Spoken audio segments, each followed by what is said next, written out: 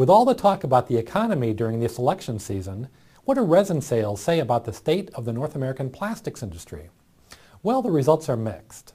We'll take a look at the latest numbers today in Material Insights, plus hear more about a new study that looks at the environmental impact of plastics. I'm Plastics News Editor Don Lepp.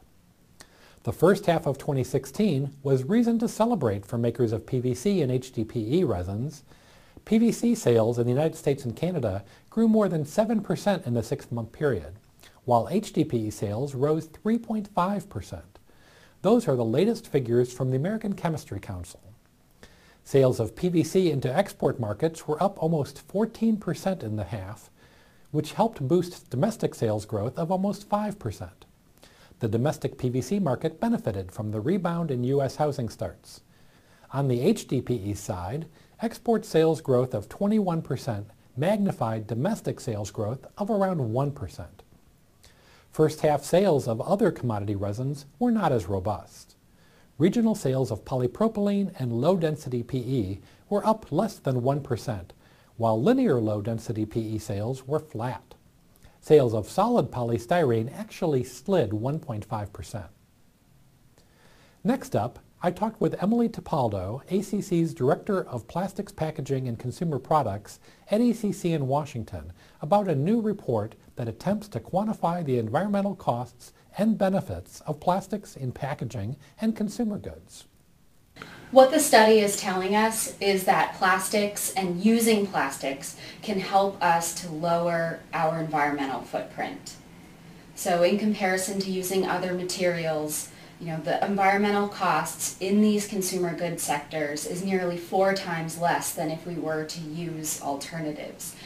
And I think it's important for us to remember as members of the plastics industry and as consumers that everything we do has an impact throughout our lives, some sort of natural capital impact. And if we want to improve and make smarter choices, then we can feel confident based on the findings of the report that by using plastics, we can help to lower that environmental footprint. Finally this week, U.S. private equity firm WinPoint Partners has made another plastics investment.